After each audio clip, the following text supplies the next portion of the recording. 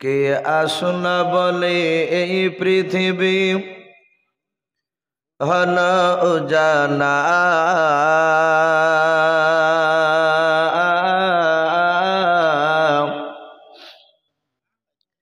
কে গাইল এসে সামের গারু শূন্য কাফেলা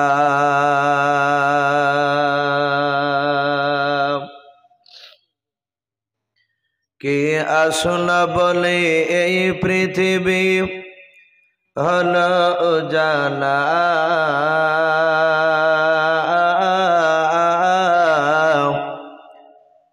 কে গাইল এসে সামের গারু শূন্য কাফেলা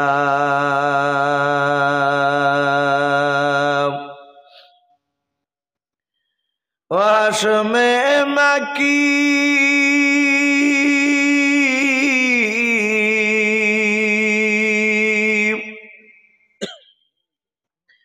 ওয়াসমে মাকি মাদানী শাহে মদিনা নূর নবী নূর নবী নূর মদিনা নূর নবী নূর নবী নূর মদিনা কে আসনা বলে এই পৃথিবী হলো জানা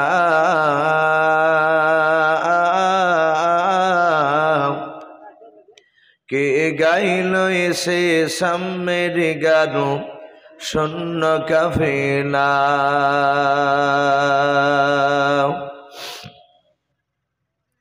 হজরতে উমর করতে কতল নবীর দারে যায়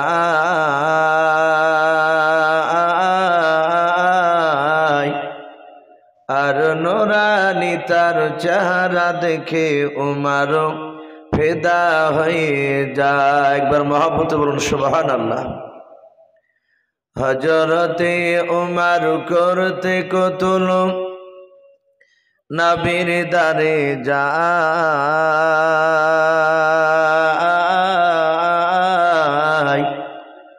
আর নোরানি তার চেহারা দেখে উমর ফিদা হয়ে যায়। যার মায়াবী চেহারা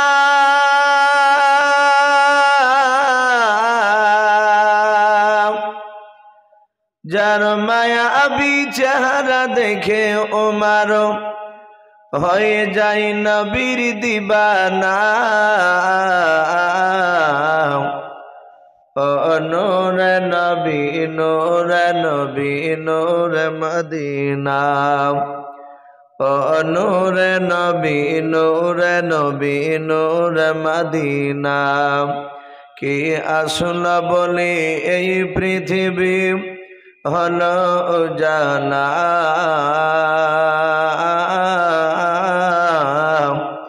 কে গাইল এসে সামের গারু শূন্য কাফেলা।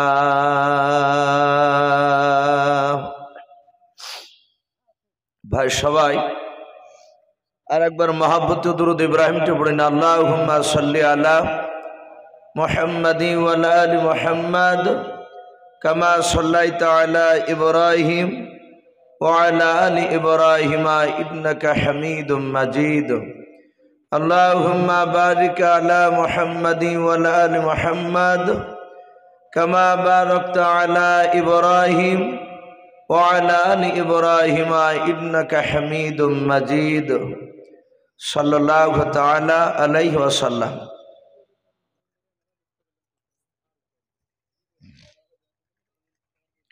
শ্রদ্ধেয় জনাব,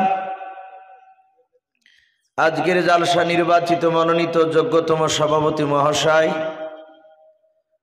ও সম্মানিত আমন্ত্রিত ওলামে কেরাম ও আমার সম্মুখের শ্রদ্ধেয় বা জ্যেষ্ঠ বাবা জীবনেরা,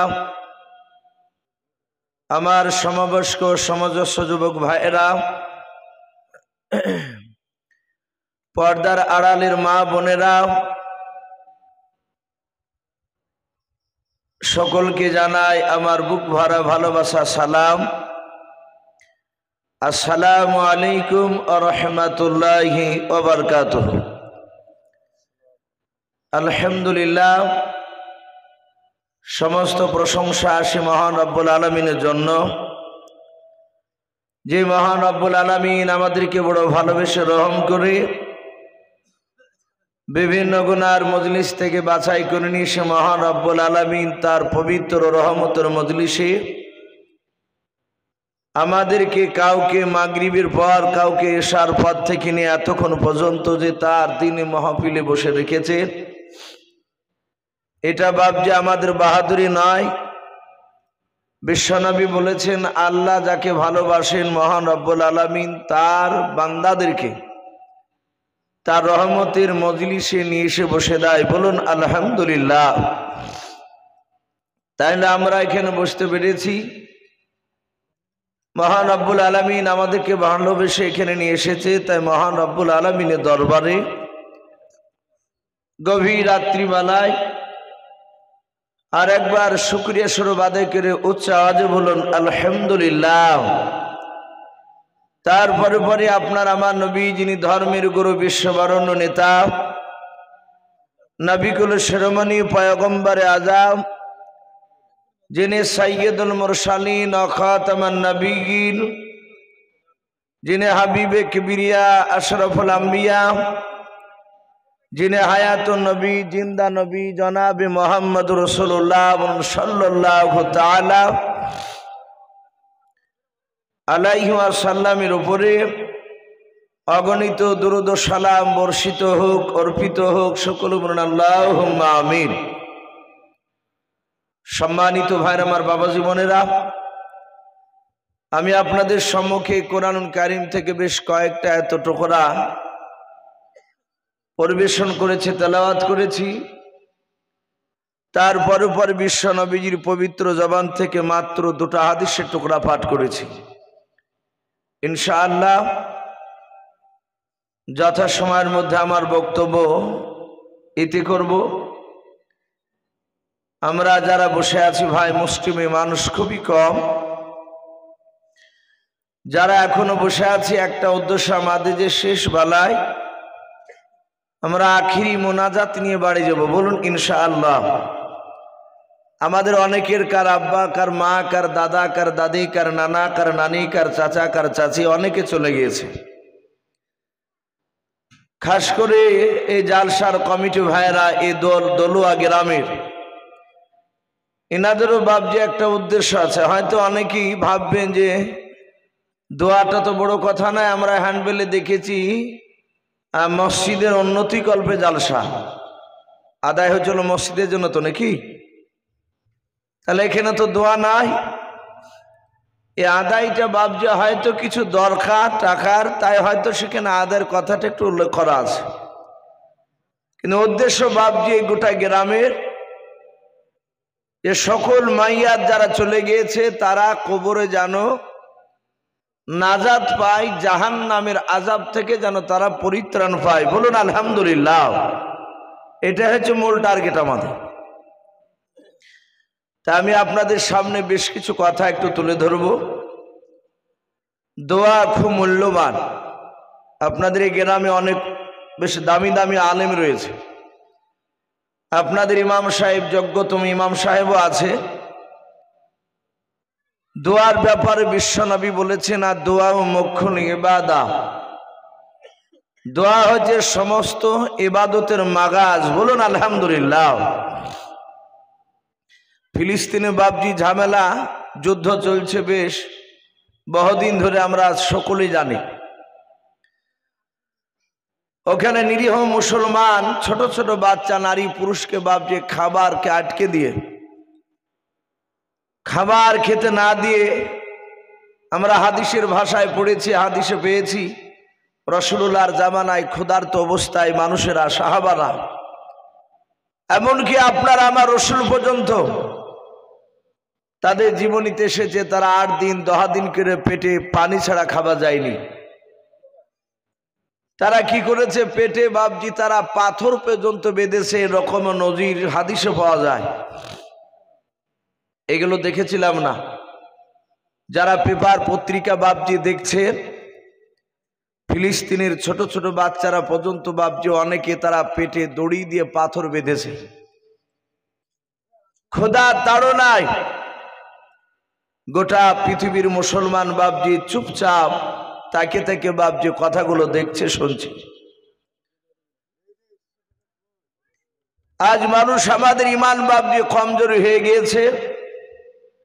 আর এটা রাসূলুল্লাহ বলেছেন, কিয়ামতের আগে মুসলমানকে বাপজি কষ্ট দিবে যখনই মুসলমান তারা আল্লাহ রাস্তা থেকে দূরে সরে যাবে। আল্লাহ বলছেন, তখন আমি তাদের মধ্যে থেকে, তাদেরই কওমের মধ্যে থেকে বেঈমান বাদশা খাড়া করব। এই বেঈমান বাদশা প্রায় জায়গাতে বাপজি খাড়া হয়ে গিয়েছে। জায়গা জায়গায় মুসলমানকে বাপজি মারছে। এই মুসলমান এখনো বাপজি ঘুমিয়ে আছে, এখনো ঘুম ভাঙেনি। আমার মনে হয় যে আর 2-4 বছর লাগবে না, খুব তাড়াতাড়ি মুসলমানের ঘুম ভাঙবে। মানে চারিদিকে শুরু হয়ে গিয়েছে মুসলমান বাপজি এক শ্রেণীর বেঈমান। তারা এটা 2024 চলছে, তাই তো আমরা সকলেই জানি। 2017 সালে বাপজি একটা গোটা পৃথিবীর মধ্যে আমরা জানি সবচেয়ে শিক্ষিত দেশ আমেরিকা, আমরা সকলেই জানি। ওখানে এক শ্রেণীর বাপজি শিক্ষিত মানুষ আছে রয়েছে, তারা গোটা পৃথিবীর ধর্মকে নিয়ে বাপজি তারা রিসার্চ করে, গবেষণা করে। তারা ইসলামকে নিয়ে বাপজি গবেষণা করে তারা দেখেছে যে 2030 থেকে 32 সাল হতে হতে গোটা পৃথিবীর এমন কোনো আকাশে বাকি থাকবে না সেখানে কলেমার পতাকা উড়বে না। বলুন আলহামদুলিল্লাহ, আরো জোরে বলুন আলহামদুলিল্লাহ। এটা বাপজি অনেক বেঈমানরা জেনে গিয়েছে, তাই তারা উঠে পড়ে লেগেছে মুসলমানকে পৃথিবীর বুক থেকে নিধন করার জন্য। কষ্ট হবে মুসলমানে, কিন্তু নিধন করতে পারবে না। তো ভাই আমি বলছিলাম যে দোয়া খুব বড় মূল্যবান। ফিলিস্তিনের মানুষ তারা বলছেন গোটা পৃথিবীর মানুষের কাছে দোয়া চাইছেন, একটু দোয়া করে। আপনাদের ইমাম সাহেব আজিজুল হক সাহেব, তাই না, এখানে বসেছিলেন। আপনাদের মসজিদে রমজান মাসে ফিলিস্তিন ভাইয়ের জন্য দোয়া করেনি? আপনারা শুনেছেন তো? আমরা অনেকেই শুনেছি, দোয়া করেছি। আরে দোয়া আল্লাহর কাছে চাইলে আল্লাহ চরম খুশি হয়। আপনি ছোট হয়ে আল্লাহর কাছে দোয়া চাইলে আল্লাহ চরম খুশি হয়। অথচ বাপজি ফিতনার জামানা, এ দোয়া নিয়েও বাপজি গন্ডগোল চলছে এলাকায়। কথা ঠিক না বেঠিক বলে? আমাদেরই ঘরের সন্তানরা বাপজি কোরআন পড়তে জানে না। মিডিয়াতে বাংলা বক্তব্য বাপজি কিছু বই টই পড়িয়ে ঘুরিয়ে এসে ইমাম সাহেবকে বলছে আপনি কিছু জানেন না, অথচ ওই বেটাই কোরআনও পড়তে জানে না। এ ফিতনা চারিদিকে শুরু হয়ে গিয়েছে। আপনাদের এখানে ফরজ নামাজের পর মোনাজাত হয় বাপ? ইমাম সাহেব মোনাজাত করে তো? এ মোনাজাত অনেক জায়গাতে করছে না। আমরা দোয়া আল্লাহর কাছে করব, বলুন ইনশাআল্লাহ। বিশ্ব নবী জনাবে মোহাম্মদ রাসূলুল্লাহ সাল্লাল্লাহু তাআলা আলাইহি ওয়াসাল্লাম সারা পৃথিবীর শ্রেষ্ঠ রাসূল। এ নবী এত বড় দামি নবী, যে নবী রাস্তা দিয়ে একদিন হাঁটলে ওই রাস্তায় রাসূলুল্লাহ 14 দিন না হাঁটলে ওই রাস্তায় নবুয়ত খুশবু পাওয়া যেত। বলুন সুবহানাল্লাহ। শুধু তাই নয়, বিশ্ব নবীর শরীর থেকে ঘাম কপাল থেকে যখন ঝরত, সাহাবারা বলছেন আমরা রসুলের ঘামের দিকে তাকাতাম তো মনে হয় যে এক একটা ঘাম মুক্তার মতো লাগতো, ঝরত, এবং ওই ঘামগুলো মুশকে আম্বার নাই খুশবু বের হতো। বলুন সুবহানাল্লাহ। এত দামি নবী। সেই নবী আমার দুনিয়ার বুকে বাপজি টোটাল 63 বছর বেঁচে ছিলেন। ক বছর বাপ? 63 বছর। আমার নবী দুনিয়ার বুক থেকে বিদায় নেবেন তার কিছুদিন আগে কেতাবে লিখেছে আল্লাহ নবী 17 দিন ধরে এ মাথার যন্ত্রণায় কাতর হয়ে রাসূলুল্লাহ বিছনাগত হয়েছিলেন, বিছনায় পড়েছিলেন 17 দিন। এখানে অনেক ওলামায়ে কেরাম আছেন জানেন। আমি যে কথাগুলো বলছি বাবজি দেখেন কয়েকটা মোবাইলে রেকর্ডিং হচ্ছে। আমি বক্তব্য শুরু করেছি, আমার মনে হয় ও না হলে মনে হয় এখনই সার্চ করলে 100 লোক আপনার লাইনে লেগে গেছে দেখার জন্য, সব লাইভে দেখছে, কথাগুলো রেকর্ডিং হয়ে যাচ্ছে। আমার বিশ্বনবী মাত্র 17 দিন বাবজি মাথার যন্ত্রণায় কাতর হয়েছিলেন। আপনাদের জানা আছে আমার নবী দুনিয়ার বুকে ইন্তেকাল করার আগে ওয়াক্তের ফরজ নামাজ নবী ইমামতি করতে পারেনি মসজিদে নববীতে। বাপ কারো জানা আছে? শুনলে হয়তো মনে নেই। কেতাবে লিখেছে আমার বিশ্বনবী মাত্র 17 ওয়াক্তের, এই যে আমরা ফজরের 1 ওয়াক্ত নামাজ, জোহর 2 ওয়াক্ত, আসর 3 ওয়াক্ত, এমনি করে বিশ্বনবী আমার 17 ওয়াক্তের ফরজ নামাজের ইমামতি করতে পারেনি এই মাথার যন্ত্রণায়। কিন্তু এই নবী জিন্দা অবস্থায় থাকা অবস্থায় এই 17 ওয়াক্তের নামাজের ইমামতি কে করলেন? কে ইমাম হয়ে দাঁড়ালেন? এত বড় কুলদাবি সাহাবা যে আমার বিশ্বনবী পেছনে আর সেই সাহাবা ইমাম হয়ে নামাজ পড়ছে। আমরা হাদিসে পড়েছি নবী ইন্তেকাল করার পর কোন সাহাবা নবীর ইমাম হতে পারেনি। হয়েছিল বাপ? নবী জানাজা কোন লোক ইমাম হয়ে পড়েছিলেন? সবাই জানাজা পড়েছেন, এটা হাদিসে এসেছে, কিন্তু কে ইমাম হতে পারে নাই। হযরতে আবু বকর সিদ্দিক রাদিয়াল্লাহু তাআলা আনহুকে বললেন আপনি ইমাম হয়ে নামাজ পড়ান জানাজা রাসূলুল্লাহ।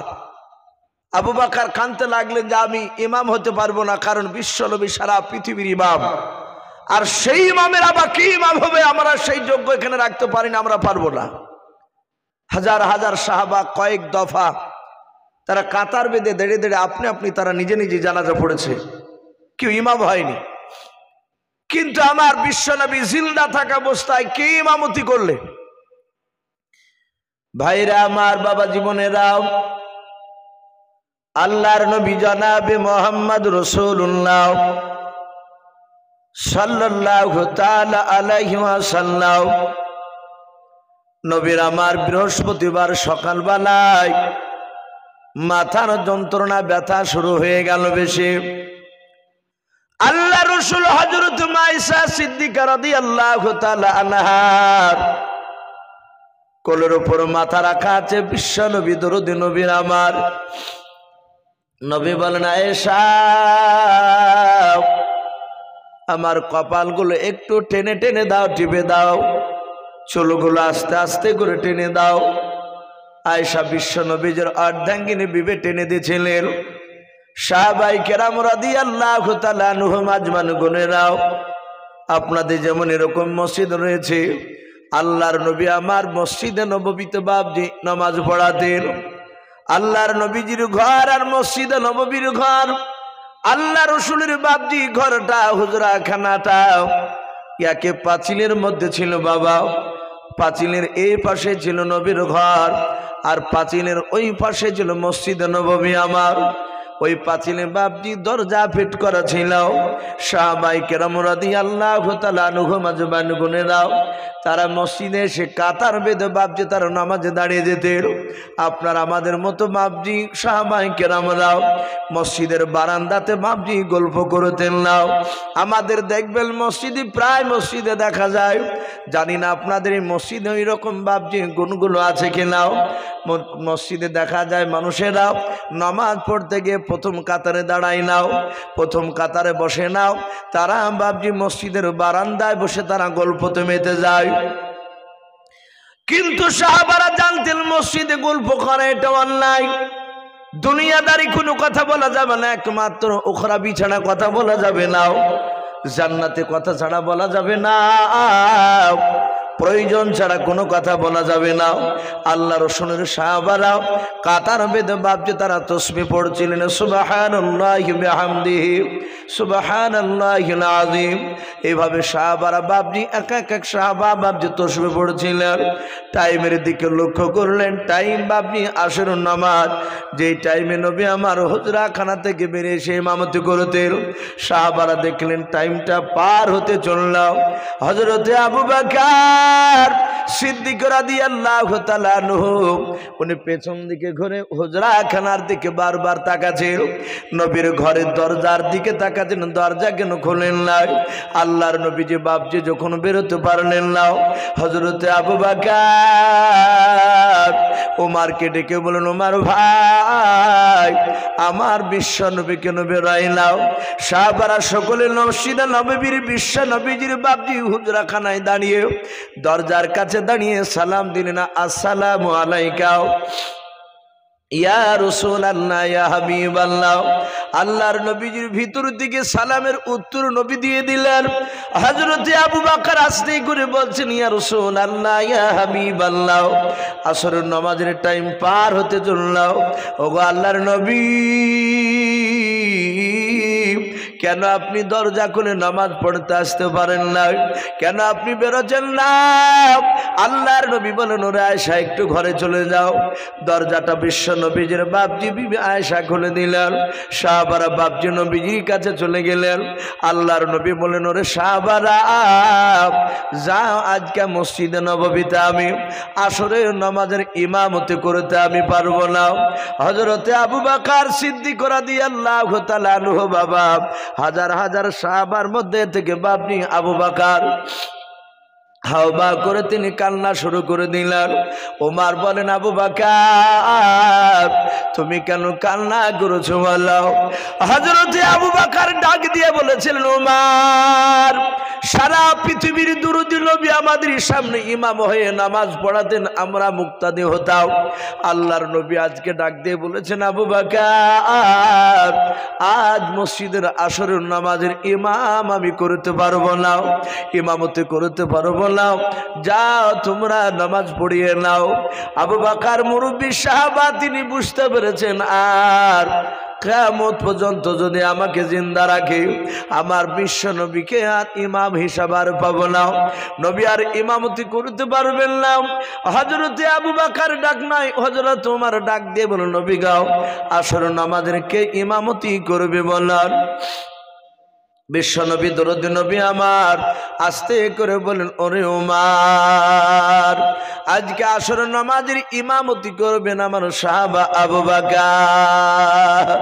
হযরতে আলী রাদিয়াল্লাহু তাআলা আনহু ডাক দিয়ে বলেন, নবী হযরতে আপনি আবু বকরকে হুকুম দিয়েছেন? বলে হ্যাঁ আল্লাহর নবী আমরা জানি আবু বকর সবচেয়ে দামি সাহাবা, কিন্তু নবী শুনে না আমার আবু বকরের দিলটা বড্ড নরম। আবু বকর একা ইমামতিতে যদি দাঁড়িয়ে যায় ও নবী আমাদের মনে হয় আবু বকর বেহুশ হয়ে পড়ে যাবেন, আপনি আবু বকরকে বাদে ওমরকে হুকুম দেন। আল্লাহ রাসূল ডাক দিয়ে বলেন, ওরে সাহাবারা শুনে নাও, আমি বিশ্ব নবী আমি আবু বকরকে বললাম আবু বকর ইমামতি করবে। আল্লাহর নবী এক নয় দুই নয় তিনবার বাপজি কথাটা বললেন। আবু বকর ইমামতি বাপজি করতে শুরু করলেন। আল্লাহর নবী মায়ার নবী দরদি নবী জনাবে মুহাম্মদ রাসূলুল্লাহ সাল্লাল্লাহু তাআলা আলাইহি ওয়াসাল্লাম ডাক দিয়ে বলুন, আয়েশা একটু তুমি আমার কাছে এসো। সাহাবারা কেউ নাই, সবাই মসজিদে দাঁড়িয়ে গেছো নামাজে। আল্লাহ রাসূলের বিবি আয়েশা ছুটে চলে আসলেন। আল্লাহর নবী কাদার বলেন, ওরে আয়েশা মসজিদে নববীতে কে ইমামতি করেছে মালাও? কে নামাজে দাঁড়িয়েছে রে আয়েশা? হযরত আয়েশা সিদ্দিকা রাদিয়াল্লাহু তাআলা আনহা ডাক দিয়ে বলেন, নবী মসজিদে নববীতে ইমামতি করেছেন আমার আব্বাজান। আয়েশা বললেন, আর আবু বকরের কলিজার টুকরা বিটি ছিলেন আয়েশা। বিশ্ব নবী বলেন, আয়েশা দরজা কেন খুলে দাও? আল্লাহর নবী বলেন, আয়েশা আমার ডানা দুখানা একটু উঁচু করে তুমি তোলাও। ওরে আয়েশা আমি একটু দেখতে চাই আমার সাহাবারা কিভাবে নামাজে ইমামতি করে, নামাজ পড়ে। আয়েশা ধরলেন। আল্লাহর নবী সাহাবাদের জামাত দেখে নবী আমার কাঁদছিলেন, চোখ দিয়ে পানি ঝরছিল। কিন্তু ঠোঁট দেখে মুখের দিকে আয়েশা বলেন তাকালাম, নবীজি তিনি হাসতেছিলেন। আল্লাহর নবী বলেন আয়েশা, ডাক দিয়ে বলেন ওগো আল্লাহর নবী, আপনি কান্না করেছিলেন। একটি বিশেষ ঘোষণা, আজুর বেটা আশিকুর বাচ্চাটা বেরগান একটু ডিবেট আছে, যদি কোনো বন্ধুর বাড়িতে হয়তো থেকে যায় তো অবশ্যই সেই ছেলেটিকে আপনারা বাড়িতে তার পাঠিয়ে দিবেন। তার মা খুবই রাস্তায় কান্নাকাটি করছে, বাচ্চাটাকে আপনারা তার বাড়িতে পাঠিয়ে দেবেন। আল্লাহর নবী জনাবি মুহাম্মদুর রাসূলুল্লাহ সাল্লাল্লাহু তাআলা আলাইহি ওয়াসাল্লাম বলেন আয়েশা, এটা দুঃখের হাসি কান্না নয়, ওরে আয়েশা এটা হাসির কান্না, আনন্দের কান্না। আমি রাসূল পয়গম্বর, আমি দুনিয়ার বুকে বেঁচে থাকবো না, আর হয়তো কয়েকদিন পরে চলে যাব। ওরে আয়েশা, আমি কিয়ামতের আগের দৃশ্যখানা দেখে নিলাম। আমার ইন্তেকাল করার পর আমার উম্মতেরা এইভাবে জামাত করে নামাজ পড়বে আমি দেখে নিলাম। বলুন সুবহানাল্লাহ। ভাই আমি বলছিলাম সেই নবী 17 ওয়াক্তের ফরজ নামাজের ইমামতি রাসূলুল্লাহ শেষের দিকে করতে পারেনি। এই 17 ওয়াক্তের ফরজ নামাজের ইমাম হিসাবে নামাজ পড়িয়েছিলেন, ইমামতি করেছিলেন আবু বকর সিদ্দিক রাদিয়াল্লাহু তাআলা আনহু। এই বিশ্বনবী আমার ইন্তেকাল করার 3 দিন আগে হাজার হাজার সাহাবায়ে কেরামরা রাসূলুল্লাহকে গোল করে ঘেরাও করে নিয়ে আছে। আল্লাহর নবী মৃত্যুর যন্ত্রণায় কাতর হয়ে আছেন, মাথার ব্যথায়। আমার বিশ্বনবী সব সাহাবাদের দিকে লক্ষ্য করে দেখলেন, সাহাবারা সবাই কাঁদছে। নবী চলে যাবে আর মনে হয় রাসূলুল্লাহ থাকবে না, আর নবী চলে গেলে আমরা কিভাবে দুনিয়ার বুকে বসবাস করব। হঠাৎ করে নবী আমার ডাক দিয়ে বলেন, ওমর, এই ওমর সাহাবা কোথায় আছো, দাঁড়িয়ে যাও।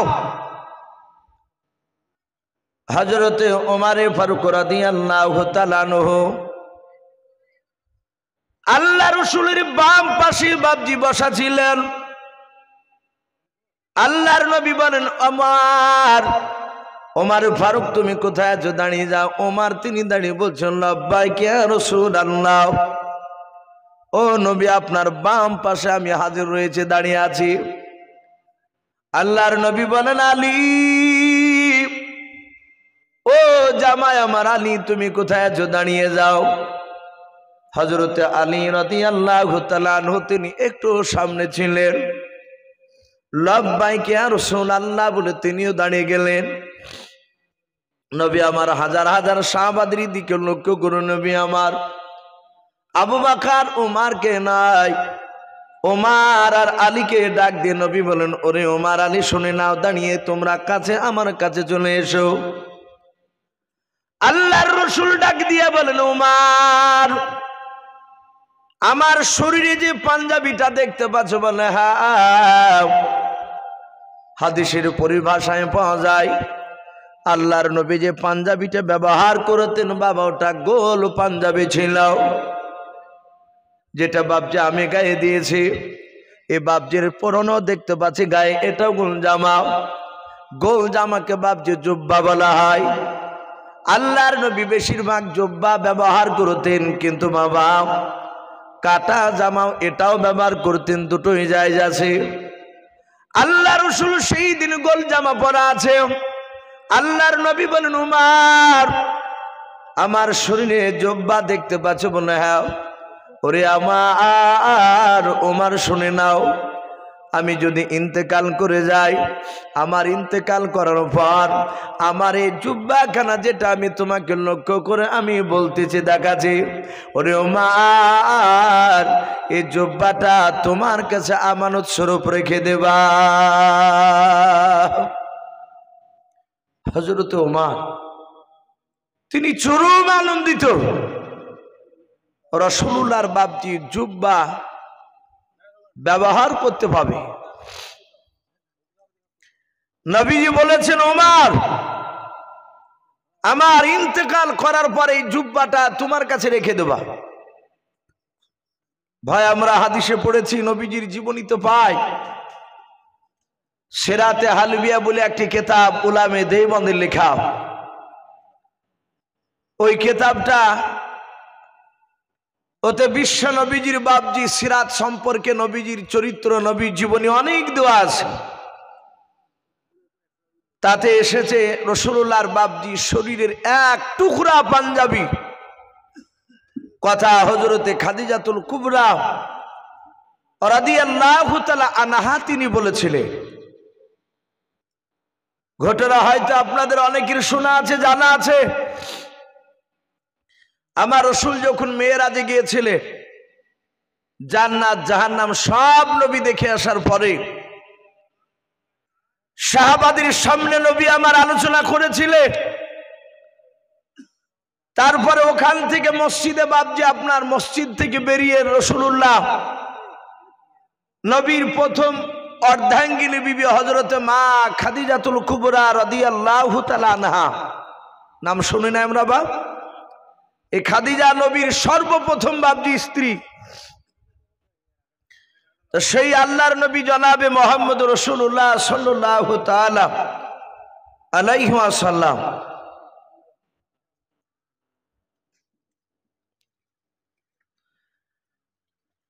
মেয়ে মহল নাকি খামার ঘাট, না খামার ঘাট আছে, খামার ঘাট থেকে 1540 টাকা, বেনামে 1000 টাকা।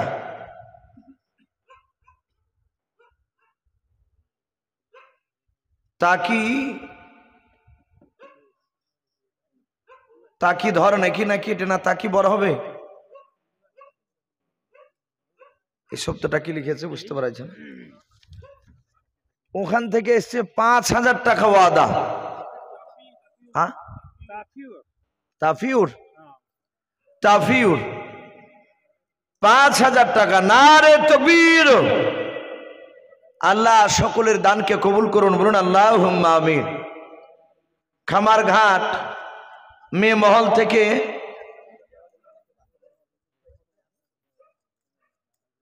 11,000, এটা টোটাল নাকি হয়েছে 800 নাকি, বেনামে 420 টাকা, আরেকজন বেনামিতে 200 টাকা। আল্লাহ এই সকলের দানগুলোকে আল্লাহ কবুল করুন, বলুন আল্লাহুম্মা আমিন।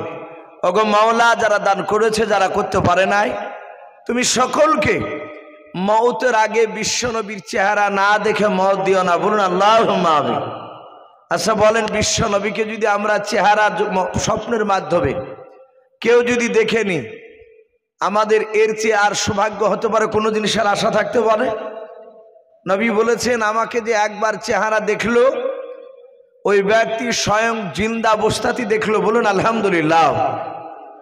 আর নবীকে যে দেখবে সে আল্লাহর ওলি না হয়ে থাকতে পারবে না। তো ভাই আমি বলছিলাম যে আল্লাহ রসুল যখন খাদিজাতুল কুবরার কাছে গিয়ে আলোচনা করলে, ওগো খাদিজা, আমি জান্নাত জাহান্নাম দেখতে গিয়েছিলাম, আমি জাহান্নামে বেশিরভাগ নারীদেরকে দেখলাম, তারা জাহান্নামের আগুনে তারা শাস্তি তাদেরকে দেওয়া হয়েছে। মেয়ে মহল থেকে 870 টাকা, বলুন মারহাবা। নারে তাকবীর। আল্লাহ সকল মা বোনের টাকা দানকে কবুল করে নিও গো মহলা। তুমি আমার সকল মা বোনের ইমানটা হযরতে মা ফাতেমাতু জোহরা রাদিয়াল্লাহু তাআলা আনহার মতো ইমান বানিয়ে দাও, বলুন আল্লাহুম্মা আমিন। তো ভাই আমি বলছিলাম, বিশ্বনবী তার প্রাণের বিবি খাদিজাকে ডাক দিয়ে বলছেন, খাদিজা খুব সাবধান। বলে কেন? ওগো আমার স্বামী। বলে খাদিজা, আমি জান্নাতে গিয়েছি, জাহান্নামে গিয়েছি, আমি জাহান্নামে দেখেছি পুরুষের তুলনামূলক নারীরা জাহান্নামে, তাদেরকে অনেক কষ্ট দেওয়া হচ্ছে। এই খাদিজা, তুমি ভেবো না যে আমার স্বামী পয়গম্বর রাসূল বলে কবরে আমার কোনো হিসাব হবে না। আমার কিছু হবে না এটা ধারণা করো না, এটা ভুল হবে।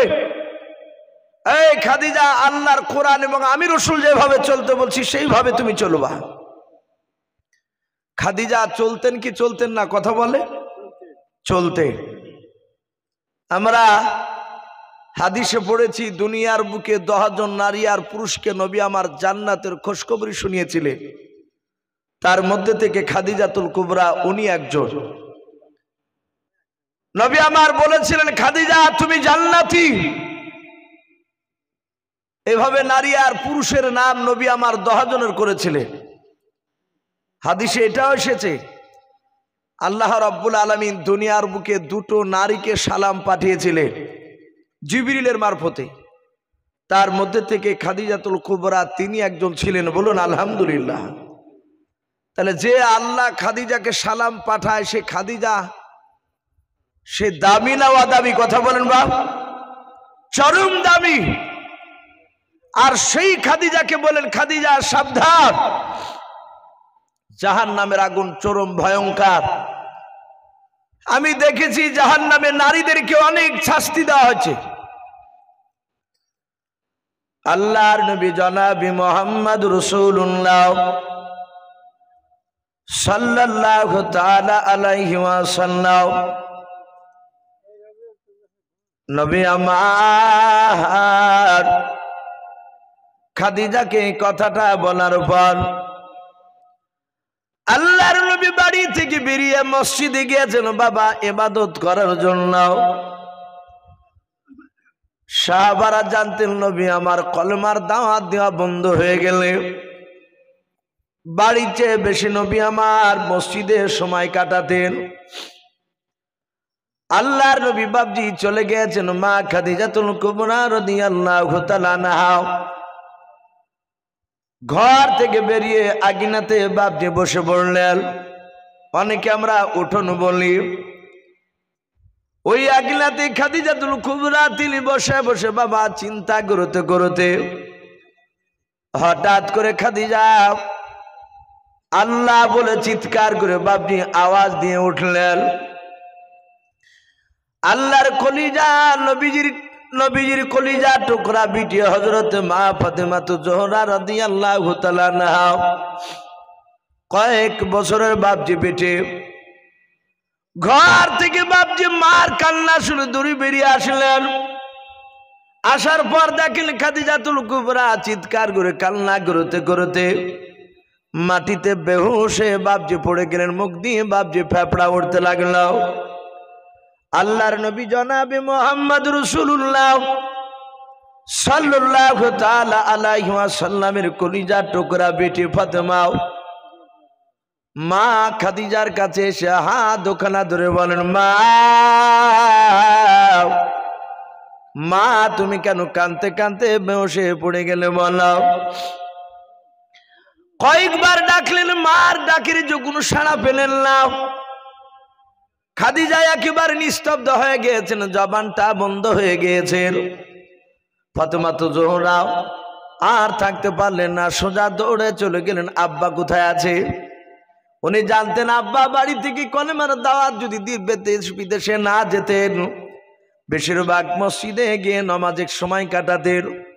ফাতেমাতুজ জোহরা রাদিয়াল্লাহু তাআলা আনহা দৌড়ে গিয়ে দরজার কাছে গিয়ে মসজিদে সালাম দিলেন, আসসালামু আলাইকুম ইয়া আহলাল মসজিদ।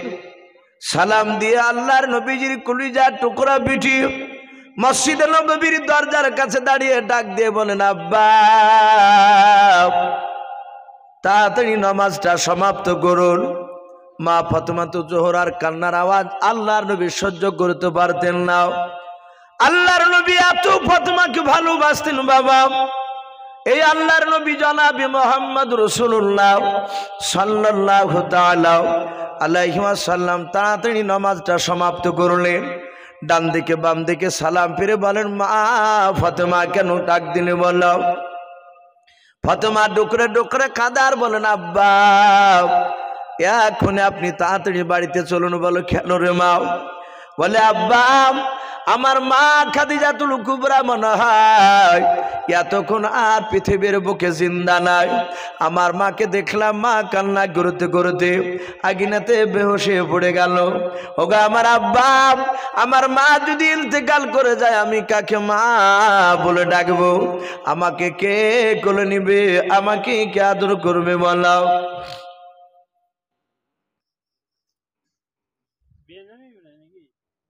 হ্যাঁ, বেনামি। বেনামিতে 1000 টাকা আল্লাহ তার দানকে কবুল করুন, বলুন আল্লাহুম্মা আমিন। এ বেনামিতে দেখো বান্দা কোথায় যে ছিল কি না ছিল দেখো দানে বোঝা গেল। এ বেনামিতে দেখো বান্দা তোমার এখানে আসিয়া 1000 টাকা দান করলো মসজিদ বানাবো বলিয়াও, যার সাথে যে নিয়াতে করিয়াছে দানকে কবুল করো তুমি সুবহান। অগো পানি দোয়া করি অগো বাকি বাড়ি মিজানেতে নেকির পাল্লা করে দিও ভারি আল্লাহুম্মা আমিন। ও বাপজি ভাইয়েরা, আমি আলোচনা করেছিলাম আল্লাহর নবী বলেন ওগো ফাতেমা তোমার মা কোথায় কান্না করেছো বলো? বলে আব্বাজান আমার মাকে দেখলাম আগুনায় কান্না করতে করতে বেহুশ হয়ে গিয়েছে। আব্বা আপনি তাড়াতাড়ি চলুন। আল্লাহর নবী জনাবি মুহাম্মদুর রাসূলুল্লাহ সাল্লাল্লাহু তাআলা আলাইহি ওয়াসাল্লাম ফাতেমার হাত দুখানা ধরে বাপজি বাড়িতে চলে গেলেন। আল্লাহ রাসূল খাদিজাতুল কুবরার কাছে বসে ডাক দিয়ে বলে খাদিজা, খাদিজা ছাড়া মুখ দিয়ে কোনো বাপজি কথা বলে নাই, মুখের কোনো সাড়া বাপজি যখন পেলেন না। আল্লাহর নবী বলেন ওগো বেটি ফাতেমা যাও ঘর থেকে তুমি ঠান্ডা পানি নিয়ে এসো। আল্লাহর নবীর বেটি ঠান্ডা পানি নিয়ে এসে দিলেন। আল্লাহ দরদি নবী আমার পা থেকে মাথা পর্যন্ত আল্লাহ বলেছেন আমি গোটা নবীর শরীরখানা বরকত দিয়ে বানিয়েছিলাম, বলুন আলহামদুলিল্লাহ। আল্লাহর নবী এত বরকতময়, আল্লাহর নবীর রহমতের হাতের পানিখানা খাদিজাতুল কুবরার মুখে বাপজি ছিটা মারলেন। খাদিজার হুশ ফিরলো, জ্ঞান ফিরলো। আল্লাহর নবী দেখলেন খাদিজা জ্ঞান ফিরে আমার বাপজি ফুফরে ফুফরে কাঁদতে লাগলো। আল্লাহর নবী বলেন খাদিজা, ও খাদিজা তোমার কি হয়েছিল তুমি একটু বলো। এই খাদিজা তুমি কেন কান্না করেছো বলো? হযরত খাদিজাতুল কুবরা রাদিয়াল্লাহু তাআলা আনহা কান্না করতে করতে নবীর হাত দুখানা জোরে ধরে বলেন ও প্রাণের স্বামী ওগো আল্লাহর পয়গম্বর রাসূল আমার এমন কিছু হয় নাই। আল্লাহর নবী দরুদি নবী ডাক দিয়ে বলেন খাদিজা কান্না করতে করতে কেন তুমি বেহুশ হয়ে গিয়েছিলে বলো? খাদিজা আস্তে করে ডাক দিয়ে কাদার বলে নবী গো আমি কেন বেহুশ হয়ে গিয়েছিলাম শুনবেন? বলে হাও। আল্লাহর নবী আপনি সকালবেলায় বললেন আমি রাত্রিবেলা মেরাজে গিয়েছিলাম, বেশিরভাগ নারীদেরকে দেখলাম জাহান্নামের আগুনে তারা জাহান্নামের আগুনে তাদেরকে শাস্তি দেওয়া হচ্ছিল। ও আল্লাহর নবী আপনি বলেছেন খাদিজা সাবধান হয়ে যাও। ওগো দরদি নবী আমার আমাকে জাহান্নামের বান যখন করে চলে গেলেন আমি খাদিজা আগুনেতে বসে কবরের দিকে চিন্তা করতে করতে বেহুশ হয়ে গিয়েছিলাম। আল্লাহর নবী দরদি নবী আমার খাদিজাকে বুকের সাথে বাপজি জড়ে ধরলেন, আদর করে জোরে জোরে ডাক দিয়ে বলেন ওরে খাদিজা এমন কি তুমি চিন্তা করেছিলে বলো?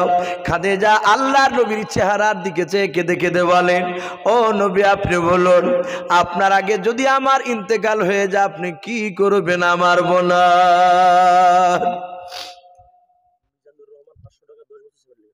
সুবহানাল্লাহ। মিজানুর রহমান 500 টাকার 10 বস্তা সিমেন্টের দাতা, বলুন মারহাবা। বলেন আরে তাকবীর। আল্লাহ তার সিমেন্টের বস্তা এবং টাকাকে দান কবুল করুন আল্লাহুম্মা আমিন। বেনামিতে 1000 টাকা তার বোনের জন্য দোয়ার আবেদন করেছে। গো মালিক দোয়া করে সেই বেনামির বোনের কবরে আযাবকে তুমি মাফ করে দিও, বলুন আল্লাহুম্মা আমিন। তার 1000 টাকা দানকে তুমি কবুল করে নিও, বলুন আল্লাহুম্মা আমিন। ভাই রাত্রি প্রায় 1টা বাজতে চললো, যারা দিবেন ভাই তারা একজন দুজন করে আসুন আর নামটা লিখিয়ে দিয়ে যান। ইনশাল্লাহ হয়তো আর কিছুক্ষণ পর ইনশাল্লাহ আমরা আখিরি দোয়া নিয়ে আমরা বাড়ি যাবো এখান থেকে। তাই বাপজি ভাই মা বোনেরা আপনারা দেরি না করে আপনারা আসুন আর নামটা লিখিয়ে দিয়ে যান ইনশাআল্লাহ। তো ভাই আমি বলছিলাম খাদিজাতুল কুবরা ডাক দিয়ে বলছেন হুজুর আপনার আগে যদি আমার ইন্তেকাল হয়ে যায় কি করবে? আল্লাহর নবী বলেন, ওরে খাদিজা, তুমি যে আমার আগে ইন্তেকাল করবা এটা তো আমিও জানি না। ও খাদিজা, তোমার আগে আমার ইন্তেকাল হতে পারে।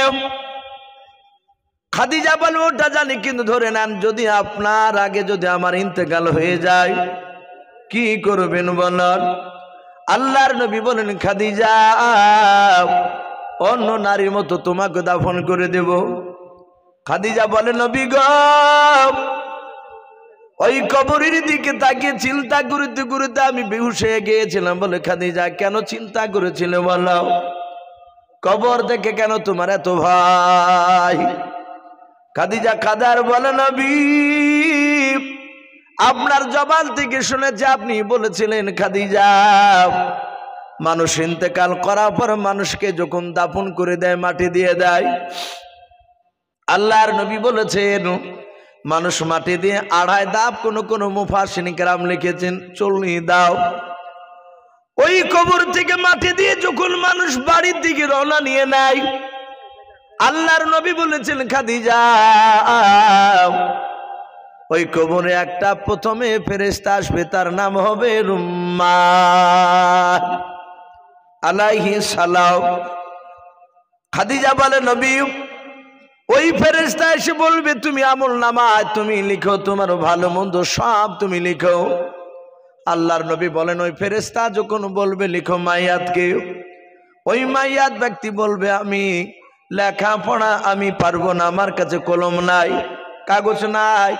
ওই ফেরেশতা ডাক দিয়ে বলবে, ওরে বান্দা, তোমার যে হাতের আঙুলগুলো আছে 5টা আঙুল, বলে হ্যাঁ, এই আঙুলগুলো কলমে পরিণত হয়ে যাবে।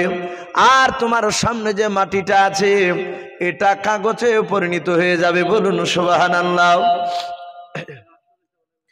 আল্লাহর নবী বলেন, ওরে খাদিজা, কয়েক সেকেন্ডের মধ্যে তার ভালো মন্দ সব লেখা হয়ে যাবে।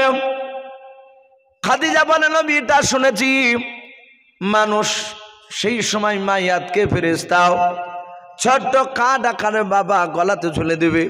আর যেমন অনেক কমিটির বাপ যে ভাইয়ের গলায় একটা কাঠ দেখতে পাওয়া যাচ্ছে স্বেচ্ছাসেবকের, এইরকম কাঠ তার আমল নামায় গলায় ঝুলে দিবে। খাদিজা ডাক দিয়ে কাদার বলে, নবী, তারপরে আবার 2টো ফেরেশতা আসবে, আপনি বলেছেন একজনের নাম নাকির আলাইহিস সালাম, দ্বিতীয় ফেরেশতার নাম মুনকার আলাইহিস সালাম। কথা হবে, আমরা অনেক ওলামার মুখে শুনেছি মুনকার নাকির বলে না। এই মুনকার নাকির আসার পর 3টা প্রশ্ন করবে, মান রব্বুকা, ওমা দীনুকা, মান নাবিয়ুকা। এই 3টা প্রশ্ন করবে। আল্লাহর নবী বলেন, ওরে খাদিজা, ওই ফেরেশতা 2টোর 3টা প্রশ্ন উত্তর যারা দিতে পারবে কবরে, তাদের কবরখানা জান্নাতে টুকরা হয়ে যাবে। বলুন আলহামদুলিল্লাহ। আর যদি উত্তর না দিতে পারে, কবরখানা জাহান্নামের গর্ত হয়ে যাবে। আমার পূর্বেকার বক্তা বলছিলেন জাহান্নামের দরজার খিড়কি খুলে দেওয়া হবে। হযরতে খাদিজাতুল কুবরা রাদিয়াল্লাহু তাআলা আনহা কাদার বলে, নবী, ওই কবরের দিকে চিন্তা করতে করতে বেহুশ হয়ে যাচ্ছিলাম। আপনার আগে যদি আমার ইন্তেকাল হয়ে যায় আপনি আমাকে দাফন করবেন? বলে হ্যাঁ। দাফন করার পর সবাই আপনারা চলে যাবে। ওই 2জন ফেরেশতা আসার পর যদি আমাকে 3টা প্রশ্ন করে, নবী, আমি ওই 3টা প্রশ্নের উত্তর যদি দিতে না পারি নবী গো, তাহলে জাহান্নামের আগুন আমি সহ্য করতে পারবো না, আমাকে ফেরেশতারা চিনতে পারবে না। আল্লাহর নবী কাদার বলেন, ওরে খাদিজা, যেভাবে তুমি আমাকে মহব্বত করো, আল্লাহর কোরআনকে যেভাবে তুমি মহব্বত করো মানো, ওরে আমার খাদিজা, আমি পয়গম্বর রসুল কথা দিয়েছি, শুনে নাও, কোন ফেরেশতা তোমার সাথে কবরে বেয়াদবি করবে না। বলুন সুবহানাল্লাহ। কেউ বেয়াদবি করবেন? আল্লাহ রসুল বলেন, খাদিজা তুমি কেঁদো না। কিন্তু খাদিজাতুল কুবরা বাপজি কান্না বন্ধ হয় নাই। আল্লাহর নবীকে ডাক দিয়ে বলে, নবী, আমি কান্না বন্ধ করতে পারি, আমার কয়েকটা যদি শর্ত মেনে নেন। নবী বলেন, ওরে খাদিজা, কয়েকটা শর্ত তুমি যা বলবা সব আমি মেনে নেব। সর্বপ্রথম খাদিজা বলেছিলেন, নবী আমার ইন্তেকাল যদি হয়ে যায়, আপনার আগে নবী শুনে নেন, আপনি যখন আমাকে গোসল বানিয়ে কাফন পরাবেন, ও নবী আপনি কথা দেন ওই কাফনের ভেতরে আমাকে যখন কাফন দিয়ে জোড়ে রাখবেন ঢাকবেন, আল্লাহর নবী আপনি কথা দেন আপনার শরীরের পাঞ্জাবির এক টুকরা ছিটখানা কেটে কিংবা যে চাদরটা আপনি ব্যবহার করেন নবী গো, ওই চাদরের এক টুকরা ছিট কেটে নবী আপনি কথা দেন আপনি আমার কাফনের ভিতরে চাদরের ছিটখানা কিংবা পাঞ্জাবির ছিটখানা আপনি ভরে দেবেন কিনা? বলুন সুবহানাল্লাহ। নবী কাঁদতে লাগলেন। আল্লাহর নবী বলেন, এই খাদিজা, তোমার কাফনের ভিতরে আবার পাঞ্জাবির ছিট কিংবা চাদরের ছিট এক টুকরা ভরে দিতে হবে? বলে হ্যাঁ। ভাইরা আমার, বাবা জীবনেরাও, আমার বলার উদ্দেশ্যে ঘটনা অনেক আছে, ওদিকে যাব না। আল্লাহ রাসূলের বিবি খাদিজা নবীর এক টুকরা বাবজি শুধু পাঞ্জাবির জন্য হাউমা করে কেঁদেছিলেন, নবীর কাছে ওয়াদা করেছিলেন, আল্লাহর নবীকে ওয়াদা করে নিয়েছিলেন। কিন্তু হযরত বিশ্ব নবী আমার ওমরকে ডাক দিয়ে বলেন, ওমর আমার ইন্তেকাল করার পর আমার এই পাঞ্জাবি খানা জুব্বা খানা ওমর নয়, তোমার কাছে তুমি যত্ন করে রেখে দেবা। বলুন সুবহানাল্লাহ। ওমর ভাগ্যবান কি ভাগ্যবান না? কথা বলেন, ভাগ্যবান। হাদিসে এসেছে একজন সাহাবার কাছে রাসূলুল্লাহর একটা দাড়ি ছিল, পাকা দাড়ি। সাহাবা বলছেন, যতদিন দাড়িটা ছিল আমাকে সেন্ট ব্যবহার করতে হয়নি, ওই দাড়ি থেকে মুশকে আম্বার নাই খুশবু বের হতো, হ্যাঁ তো বরকতময়। আবার সাহাবারা বলছেন, মানুষের কারো পেটে ব্যথা হলে আমি দাড়িটা ডুবিয়ে দিয়ে পানি দিতাম, পানি খেত, কার পেটের ব্যথা ভালো হয়ে যেত। বলুন আলহামদুলিল্লাহ। সেই নবীর গোটা পাঞ্জাবি ওমর, ওমর হাসছেন যে আমি বিরাট সৌভাগ্যবান। নবী বললেন, ওমর পাঞ্জাবি তোমার কাছে রাখবা, কিন্তু ব্যবহার করতে পাবা না তুমি। এই ওমর, আমার ইন্তেকাল করার পরে মদিনার বাহির থেকে একটা আল্লাহর পাগল আসবে আমার কবরখানা জিয়ারত করতে। পাগলটার নাম হবে ওয়াইস করুনি। নাম শুনেছেন? ওয়াইস করুনি। এই ওমর, ওই ওয়াইস করুনিকে আমার জুব্বাটা দিবা, তাকে ব্যবহার করতে। বলুন সুবহানাল্লাহ। ওমরের মনটা ভারী হয়ে গেল। ওমর পেলেন না ব্যবহার করতে, কে পেলেন একটু জোরে বলে? ওয়াইস করুনি। তাহলে ওয়াইস করুনি এমন কি দামি লোক ছিল যে লোকটা রাসূলুল্লাহর পাঞ্জাবি পাচ্ছে? কেতাবে লিখেছে, ওয়াইস করুনি তার আব্বার খিদমত করার কারণে, তার মার খিদমত করার কারণে আল্লাহ তার মর্যাদা এত উঁচু করে দিয়েছিলেন যে রাসূলুল্লাহর জুব্বা বাবজি ব্যবহার করা তিনি অনুমতি পেয়েছিলেন। আজ আমরা এখানে অনেক যুবকেরা আছি, আমরা বাপ মার খিদমত করতে পারি না। একটা লোকে যদি 4টে ছেলে থাকে তো হিংসা হিংসি করে বাপকে দেখে না। একটা ছেলেকে যদি তার বাপ বেশি ভালোবাসে তো অন্য বিবিরে বলবে, তুমি ওই কি তার মার পেট থেকে জন্ম নিয়েছিল, তোমরা কি বাড়াওনি? কই তোমাদেরকে দেখতে পারে না? বলে কি বলে না? বলে। এ বুলিয়ে লাগান ভাঙান করিয়ে বাপ মাকে আর অসুখ হলে ডাক্তার দেখাতে যায় না। পাড়ার লোক যদি বলেছে তোমার বেটা তোমার বাপ কাশে বাড়াইছে, ডাক্তারখানায় নিয়ে যাওয়া, বলে ওয়া আরো বেটা আছে দেখুক কানা।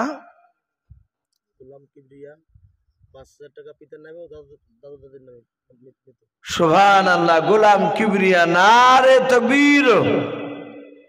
তার বাপ মার নামে এবং দাদা দাদির নামে 5,000 টাকার দাতা। বলুন মারহাবা। আল্লাহ তাদের সকলের কবরটাকে নূর আলা নূর দিয়ে ভরে দিন। বলুন আল্লাহুম্মা আমিন। কবরগুলোকে মুশকে আম্বার নাই দিয়ে ভরে দিন। বলুন আমিন আল্লাহুম্মা আমিন। আল্লাহ তুমি তার হায়াতে তয়্যিবা সেহাতে কুল্লিয়া দান করুন, আমিন আল্লাহুম্মা আমিন। তো ভাই আমি বলছিলাম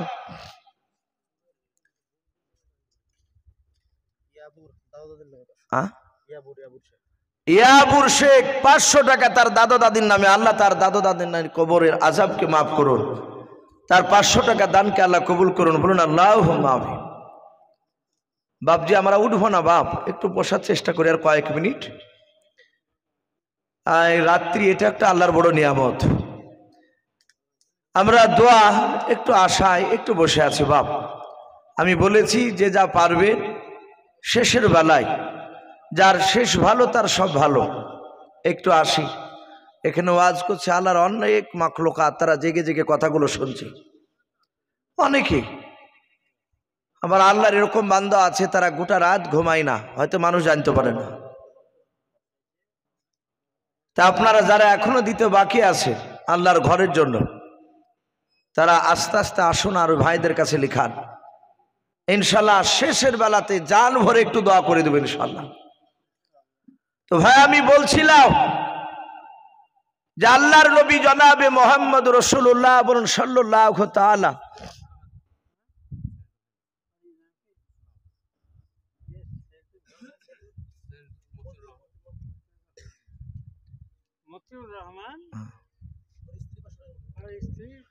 মতিউর রহমান ওনার স্ত্রী 500 টাকা দিয়েছে। মতিউর রহমান বেঁচে আছে তো নাকি? বেঁচে আছে। 500 টাকা দিয়েছেন ওনার স্ত্রী। ওগো মাওলা, যার উদ্দেশ্য নিয়ে দান করেছে তুমি তার উদ্দেশ্য পুরা করে দাও। তার বাপ মা যদি বেঁচে না থাকে, তার শ্বশুর শাশুড়ি যদি বেঁচে না থাকে, ওগো মাওলা তুমি তাদের কবর আযাবকে মাফ করে দাও, বলুন আল্লাহুম্মা আমিন। তো ভাই আমি বলছিলাম যে আল্লাহর নবী জনাবে মুহাম্মদ রাসূলুল্লাহ বলুন সাল্লাল্লাহু তাআলা আলাইহি ওয়াসাল্লামের সেই জুব্বা ওয়াশ করুনি পেলে আল্লাহর নবী বলেন, ওগো আমার সাহাবাও তুমি ওয়াশ করুনির কাছ থেকে একটু দোয়া নিবাও। আমরা অনেকে বাপজি চাচা হলে বলে চাচা দোয়া করবেন, পরীক্ষা দিতে গেলে যুবক ছেলেরা দোয়া চাই না? হুজুরকে দেখলে বলো হুজুর একটু দোয়া করবেন, আগামীকাল পরীক্ষা আমার। হাজী সাহেবকে দেখলে বলে হাজী সাহেব একটু দোয়া করবেন। দোয়া শুধু হাত তুলি যে দোয়া করলে দোয়া করা হয় আর না তুললে দোয়া করা হয় না, এটা আমাদের ভুল ধারণা। দোয়া চাই তখন আমরা অনেকে মনে ফি আমানিল্লাহ বলেন আরবিতে, আল্লাহ তোমাকে হেফাজত করো। আবার ফি আমানিল্লাহ অনেকেই জানে না, অনেকে বলে আল্লাহ তোমাকে হেফাজত করুক, আল্লাহ তোমাকে ভালো করুক। এতটুক কথা বলে সেটাও ভাবনি দোয়া করা হয়। আল্লাহর নবী জনাবে মুহাম্মদ রাসূলুল্লাহ সাল্লাল্লাহু তাআলা আলাইহি ওয়াসাল্লামের সাহাবা উমর ওয়াশ করুনির কাছে দোয়া চাইছেন। কথা শুনে মনে হচ্ছে উমারের চেয়ে মনে হয় দামি ওয়াশ করুনি লোক, কিন্তু না। ওয়াশ করুনি তিনি একজন আল্লাহর বুজুর্গ ছিলেন, অলি ছিলেন। অলি, অলি মানে দোস্ত। আর আমাদের এলাকায় দেখা যায় এক শ্রেণীর ভণ্ডা লোক, তারা পীর দাবি করে, এই মুরিদ করে বেড়ায়, যারা পাথর চাপড়ি বেশি যায় তাদেরকে লোকে ভাবি যে এরাই মনে হয় আল্লাহর অলি, কিন্তু না। এখন তো বেশিরভাগ ভণ্ডা অলি অনেক বেরিয়ে গেছে বেদাতে। উলামায়ে দেওবন্দ আমরাও আল্লাহর অলিকে বিশ্বাস করি যদি তার প্রকৃতি, তার ভিতরে কোরআন এবং সুন্নাত অনুযায়ী আমল পায়। কথা ঠিক না বেঠিক বলে? কোরআন সুন্নাত ছেড়ে দিয়ে যদি সে দাবি করে আল্লাহর ওলি, আমরা তাকে মানিনি। যারা প্রকৃতি আল্লাহর ওলি হবে সে তার পাকে টিপে নিতে পারবে না। অনেক আছে পীররা পা টিপে নেয়, নারীদের সাথে বাবজি অবাধ বেপর্দা হয়ে বাবজি কথা বলে। কিন্তু আমি বলছিলাম ওয়াশ করুনি এত বড় আল্লাহর বুজুর্গ আল্লাহওয়ালা, ওমারের চেয়ে দাবি নয়। ওয়াশ করুনির মতো হাজার হাজার ওয়াশ করুনি যদি এক পাল্লায় হয়, আর হযরত ওমর তিনি অপর পাল্লা হলে কার পাল্লা ভারী হবে কথা বলে? ওমারের। ওমার এত বড় দামি, এত বড় দামি। আমরা জানি ওমার ঈমান আনার আগে ইসলামের ইতিহাসে ওমার একেবারে জিরো ছিল। আমাদের যুবকেরা তো সব দেখতে পাচ্ছি, তারা অনেক বাপজি ভাইদেরকে দেখতে পাই নামাজ না পড়লে ওমারের মতো অত খারাপ ছিল না। কথা বুঝে আসছে? ওমার যত বেয়াদব ছিল অত বেয়াদব কিন্তু আপনার আমার চাচা আমার ছেলে হতে পারেনি। ওমারের এই বাহুতে আল্লাহ 50টা যুবকের শক্তি একাই দিয়েছিলেন, বলুন সুবহানাল্লাহ। 50টা যুবকের শক্তি একদিকে আর ওমার অপর দিকে সমান। ওমারকে দেখে ভয়ে মানুষ থরথর করে কাঁপতো। ওমার যেই লোকটাকে জবাই করত সেই লোকটা রক্তকে চামড়ার মুখে ভরত। ওই রক্ত নিয়ে গিয়ে যাকে মেরেছে তার বাপের মুখে গিয়ে রক্তকে নিয়ে কুলি করে বলতো, এটা তোর বেটার রক্ত। মানুষ ভয় কিছু বলতো না। তাহলে কত বড় কুখ্যাত বেঈমান ছিল, কত বড় বদমাইশ ছিল ওমর। সেই লোকটাকে আল্লাহ হেদায়েতের নূর দিলে মুসলমান বানানে। নবীজির পুরুষ পাথর বাবজি স্পর্শ করার পরে তিনি এত বড় দামি হলেন, গোটা পৃথিবীর মধ্যে এত বড় দামি হলে নবীজি পবিত্র জবানে বলেছেন, আমার পরে আর নবী রাসূল আসবে না। আমাদের আকীদা, আল্লাহ কোরআনে বলেছেন খাতামান নবিয়্যিন, আল্লাহ বলেছেন আমার রাসূলকে পাঠিয়ে দিয়ে, মুহাম্মদ সাল্লাল্লাহু আলাইহি ওয়াসাল্লামকে পাঠিয়ে দিয়ে আমি নবুয়তের দরজায় তালা মেরে দিয়েছি, আর আসবে না কিয়ামত পর্যন্ত কোনো নবী রাসূল।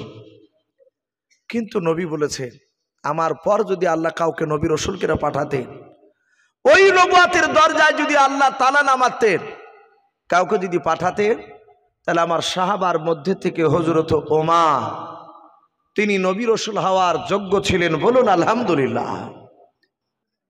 অনেক ছেলেকে বলে না যে এই ছেলেটা চাকরির যোগ্য গো, কিন্তু চাকরি পাইনি। অনেক ছেলে আছে আমাদের এলাকায়, আবার ঘুষ পাঁচ দিয়ে এমন একটা ছেলে চাকরি পেয়ে যাচ্ছে যে বাপজি সে বানান করে ভালো করে লিখতেও পারে না, এরকম অনেকে আছে। বেশিরভাগ ওই ছোটখাটো স্কুলের মেয়েদেরকে দেখতে পাওয়া যাচ্ছে। অনেকে বলছে যে বানান ভুল করে পড়াইছে, তার মানে সে আদর্শের যোগ্যতা তার নাই, সে ব্যাক সাইড দিয়ে বাপজি যোগ্যতা হাসিল করে সে চাকরি পেয়েছে। কিন্তু হযরত ওমর তিনি বলছেন যে উনি নবী রাসূল হওয়ার যোগ্য ছিলেন। কেমন যোগ্য ছিলেন? তিনি কেমন দামি সাহাবা ছিলেন? আল্লাহর নবী বলছেন আমার ওমর ইলমে তাসাউফের সম্রাট ছিলেন, বলুন আলহামদুলিল্লাহ। আচ্ছা বলেন, ওমরের চেয়ে দামি সাহাবা আবু বকর ছিলেন, কথা সত্য না মিথ্যা?